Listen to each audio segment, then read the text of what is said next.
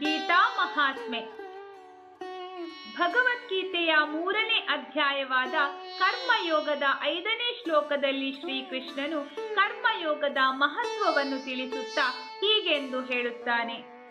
ನಹಿ ಕಶ್ಚಿತ್ ಕ್ಷಣಮಪಿ ಜಾತು ತಿಷ್ಠತ್ಯ ಕರ್ಮ ಕೃತ್ ಕಾರ್ಯತೆ ಹ್ಯವಶಃ ಕರ್ಮ ಸರ್ವಃ ಪ್ರಕೃತಿ ಜೈರ್ಗುಣೈಃ.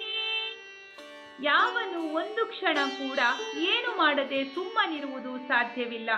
ಪ್ರತಿಯೊಬ್ಬನು ಪ್ರಕೃತಿಯ ಗುಣಗಳಿಂದ ಅರಿವಿಲ್ಲದೆಯೇ ಕರ್ಮ ಮಾಡುತ್ತಿರುತ್ತಾನೆ. ಕರ್ಮ ತ್ಯಾಗದಿಂದ ಸಿದ್ಧಿ ಸಿಗದು. ಅಷ್ಟೇ ಅಲ್ಲ, ಕರ್ಮ ತ್ಯಾಗ ಮಾಡುವುದು ಸಾಧ್ಯವಿಲ್ಲ. ನಮ್ಮ ಅನ್ನಮಯ ಮತ್ತು ಪ್ರಾಣಮಯ ಕೋಶ ನಿರಂತರ ಕಾರ್ಯನಿರ್ವಹಿಸುತ್ತಿರುತ್ತವೆ. ಜೀವಿಯು ಬದುಕಿರುವಾಗ ನಿಷ್ಕ್ರಿಯವಾಗಿರುವುದು ಅಸಾಧ್ಯ. ಕಾರ್ಯತೇಹಿ ಅವಶಃ. ದೇಹದ ಒಳಗಿರುವ ಚೈತನ್ಯವು ದೇಹದ ಮೂಲಕ, ಮನಸ್ಸಿನ ಮೂಲಕ, ಮಾತಿನ ಮೂಲಕ ಕೆಲಸ ಮಾಡಿಸುತ್ತದೆ. ಅದು ನಮ್ಮ ಸ್ವಾಧೀನದಲ್ಲಿರುವುದಿಲ್ಲ. ಅದು ಭಗವಂತನ ವಶ. ಇಡೀ ವಿಶ್ವವೇ ಪ್ರಕೃತಿಯಿಂದ ಸೃಷ್ಟಿಯಾಗಿದೆ. ಅದರ ಮೂಲ ದ್ರವ್ಯ ಸತ್ವ, ರಜಸ್ಸು, ತಮಸ್ಸು.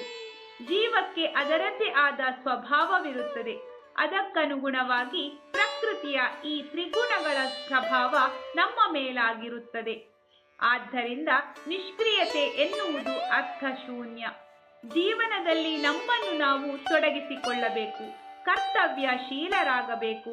ಅದರೊಂದಿಗೆ ಮಾನಸಿಕವಾಗಿ ಐಹಿಕ ಪ್ರಪಂಚದಿಂದ ಆಚೆಗಿನ ಸತ್ಯದ ಕಡೆ ನಮ್ಮ ಮನಸ್ಸು ಜಾಗೃತವಾಗಿರಬೇಕು. ಈ ಎಚ್ಚರದಿಂದ ಎಲ್ಲ ಕರ್ತವ್ಯ ಕರ್ಮಗಳನ್ನು ಮಾಡಬೇಕು.